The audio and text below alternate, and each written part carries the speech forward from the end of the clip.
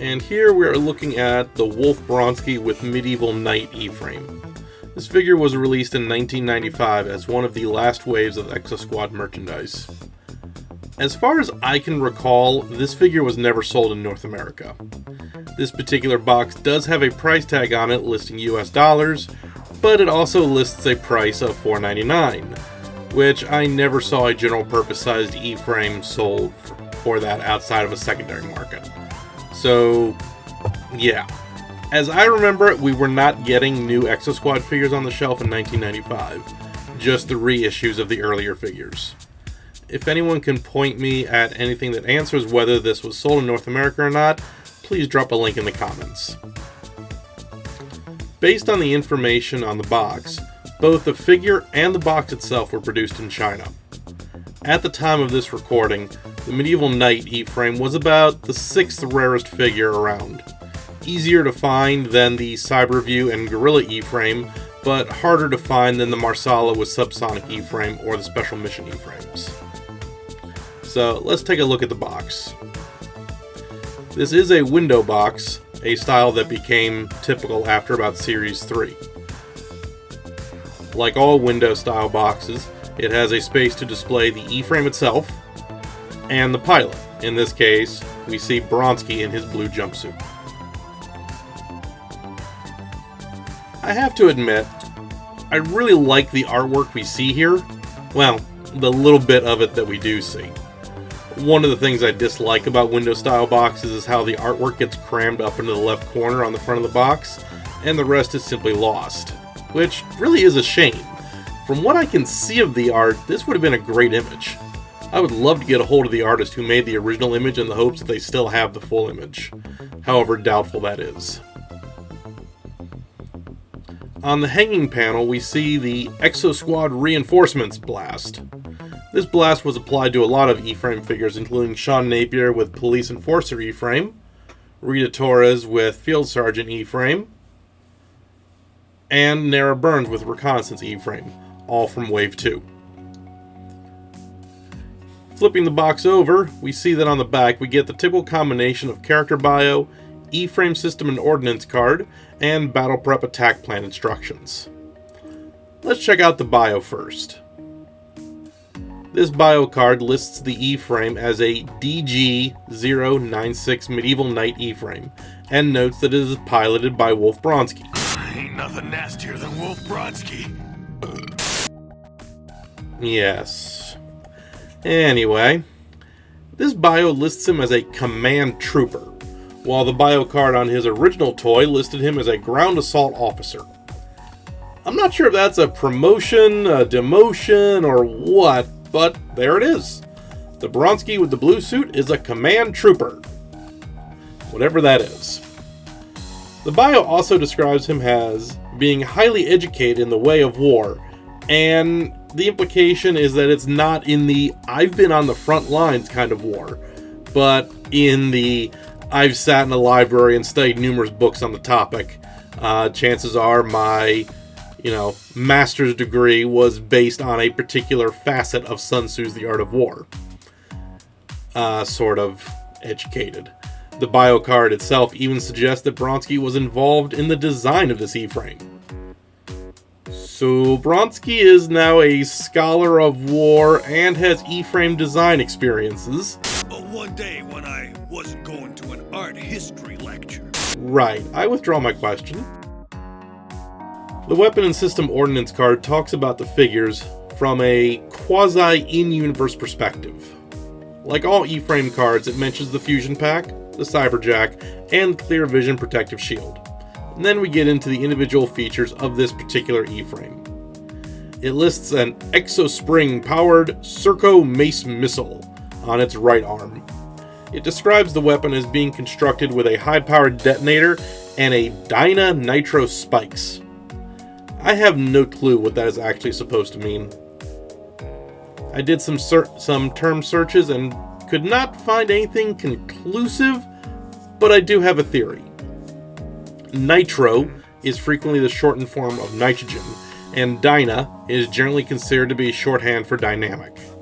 Nitrogen is frequently used in automotive racing because it can be kept under pressure and is then injected into the gasoline to produce a burst of speed to the car.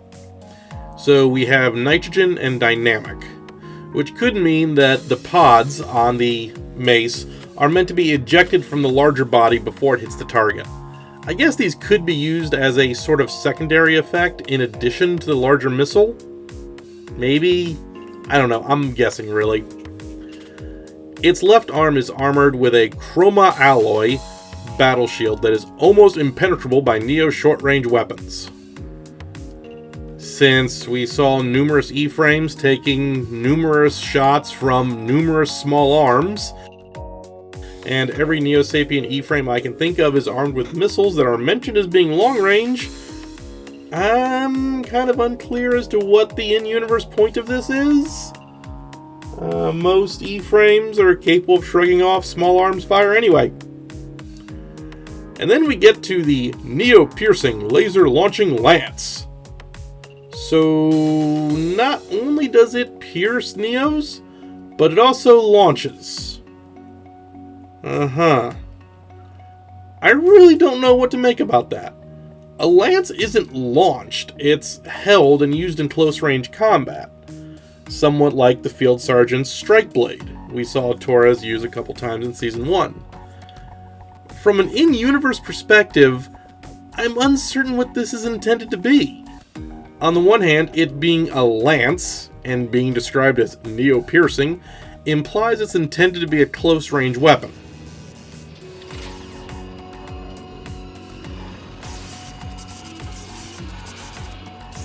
Yeah, a bit like that, actually. But it's also described as being laser-launched, which I don't know how a laser launches a lance, but, scientific accuracy was never Playmate Toys' strong suit. Maybe they're thinking of something like a tractor or a repulsor beam or something of that nature, and just no one asked what the writer meant. But if they meant that, why call it a lance? I know, this is pedantic, but if it's meant to be thrown or launched, it would make more sense to refer to it as a spear, or a harpoon, or something of that nature. The Weapons Systems and Ordnance card also described the legs as having mecha-duro-hydraulics. A unique high-pressured inversion technique allows Bronski an 80% increase in full assault power. I am really confused by that. So the hydraulics give an increase in full assault power? I mean, just kind of spitballing. I guess, if it increases the charging speed of the E-frame, then it could land more damaging blows in melee combat? Which I guess kind of reinforces the idea that the lance is meant to be used in close combat? I will be honest and say that seems odd. If we assume that the missile launching mechanics of the mace and lance are there solely as a concession to the need to have features as a toy, and that these were envisioned as melee-only items, well, then we have a melee-exclusive design for an E-frame here. There have been a handful of melee options presented on E-frames previous to this. The Neo-Sapien Command E-frame's claws, the construction claw on the field repair E-frame, the grasping arm on the Field Sergeant E-frame. These are all examples that come to mind. But in all those cases, the E-frames had other weapons to supplement that melee option. And of course, there were always the legs. Yeah, like that. But to have an E-frame that is designed solely for melee combat is noteworthy. I'll go into more details about why I find that noteworthy in a separate video, as I want this one to focus on the review of the toy. Overall, I feel like this was an abandoned idea for a different character that got retrofitted to use Bronski.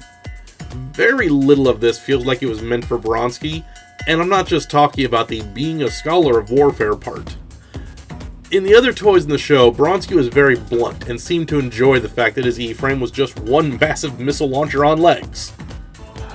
So long, you overgrown pea shooter. I'm gonna miss you.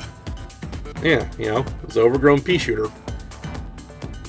This medieval E-frame seems much more of a tactical design, something that's meant to be used sparingly for special operations that are able to play to its specific individual strengths. It's not something that you can use to just brute force your way through the enemy lines with, which is what we tended to see Bronski prefer to do.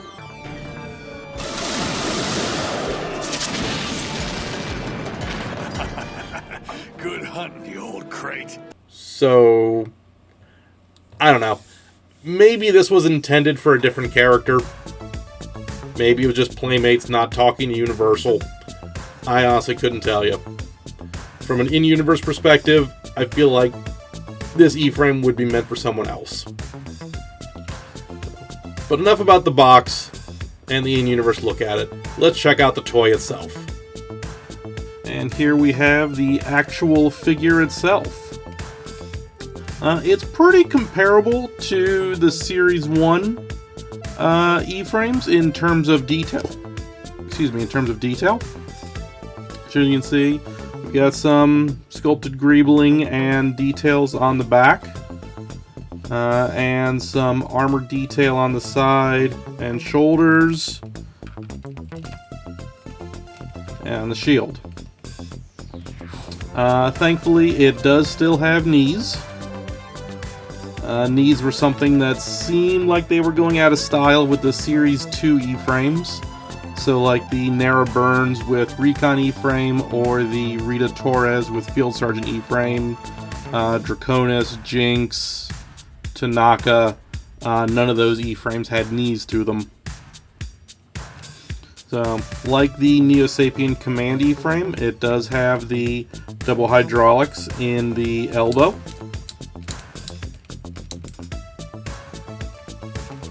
Okay. Cockpit holds one pilot.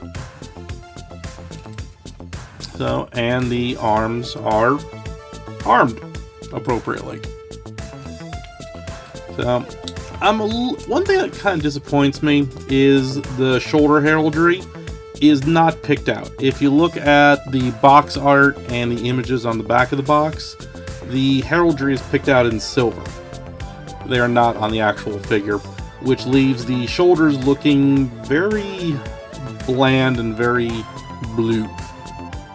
If this were a less rare figure, I would seriously consider coming in here with some chrome paint and picking out the heraldry. But this is a rare figure, so I'm not going to do that. So, on the images on the box, the sections on the legs and the canopy are clear, but on the figure they are tinted blue. So, one thing that does kind of annoy me about the figure is you've got this massive hole up here. Like, this goes right into the canopy. I don't know if you can see that on the camera or not. Yeah, you can see the missile in the canopy. I will be honest, that bugs me. Like, I know the other E-frames aren't sealed. Neither is this one, obviously. But for the life of me, I cannot identify a reason for this hole to be there. There's no screw to get access to assemble a piece. There's nothing here that would get in the way of the hinge. You don't have anything to put in there. I don't know if that hole is there because of an earlier design consideration, lazy design combined with tight schedules, an intention to include something else later. I don't know. But just having this massive hole right there really kind of bugs me. So looking at the back of the E-frame, we've got, looks like some exhaust vents up here along the top. Storage tanks of some sort here. Maybe coolant for the reactors. Some other computer greebling. As was very common with the E-frames, you have a whole bunch of cables coming off the fusion pack, and then the back of the legs. I will be honest, the back of the legs do kind of carry the idea of this being a knight design, which I like. It'd be very, very easy to go much more sci-fi heavy and, lose the knight aesthetic. So, the side of the arms have the silver heraldry again. There's also some detailing picked out along the shoulder rim and the elbow. You can see it on both sides. And we get to the front. And yeah, where's that missile go?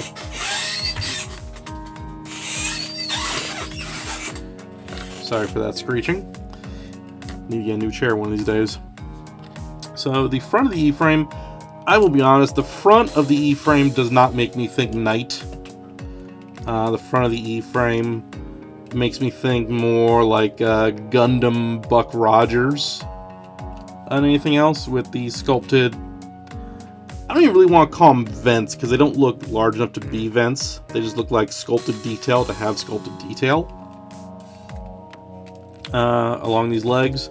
The ridge plating around the thighs.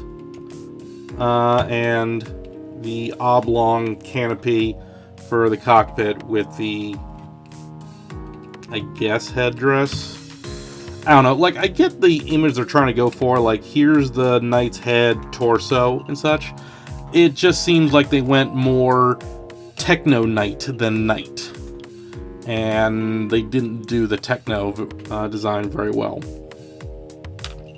So, the E-frame has two shooting weapons. The first is on the right arm, and this is the, what did they call it?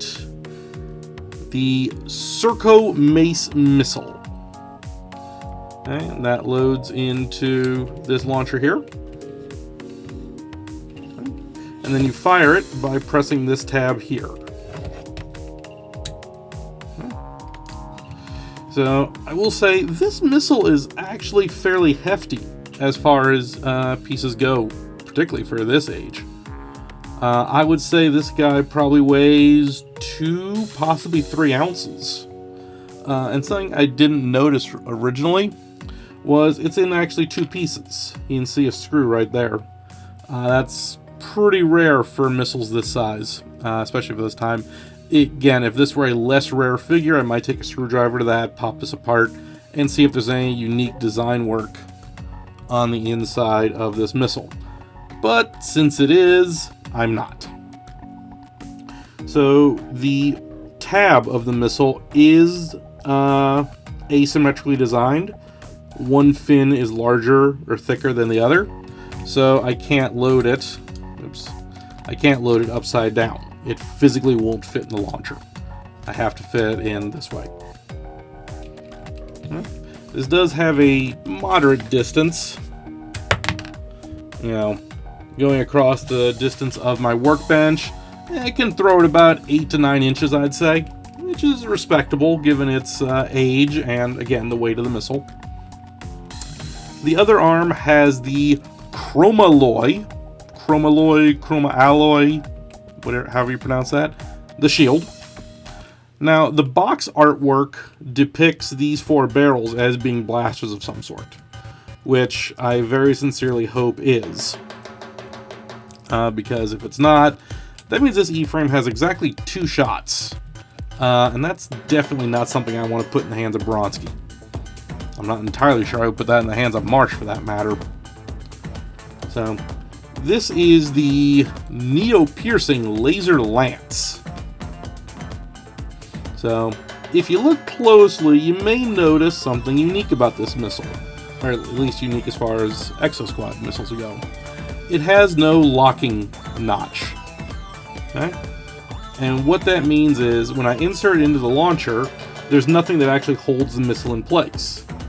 I can just pull it right back out, point it over, it falls out.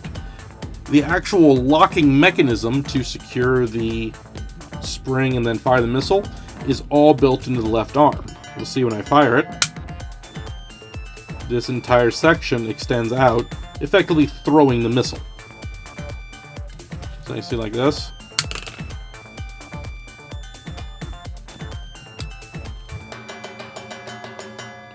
And I will say the lance does fire a fair bit further than the mace, though that's mostly because the lance is so much lighter. I would be surprised if this even comes in at half an ounce.